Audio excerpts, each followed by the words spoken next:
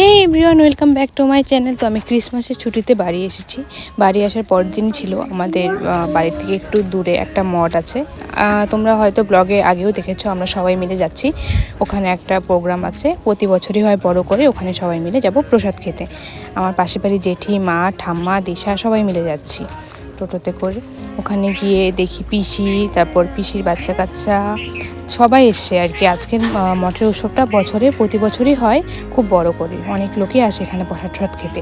অনেকটা বেশি ভিড় হয়, প্রসাদ খাওয়ার জন্য জায়গাই পাচ্ছিলাম না। তারপরে অনেকক্ষণ দাঁড়িয়ে থাকার পরে জায়গা পেলাম। এখানে বড় করে মানে রান্নাঘরের ভিতরে তো এত লোকে রান্না করা যাবে না, তো বাইরে বড় করে রান্নার ব্যবস্থা করা হয়েছে এখানে। তারপর আমরা প্রসাদ টসাদ খেয়ে বাড়ির দিকে রওনা দেব। তার আগে আমরা যাব একটু বম্মার কাছে। এখানে পাশেই আমাদের একটা বম্মা থাকে, তো বম্মাটার শরীর ভালো না, তো বম্মাটাকে দেখতে এসেছি। তারপরে আমরা বাড়ি চলে গেছি। তো আজকের মতো এখানেই টাটা।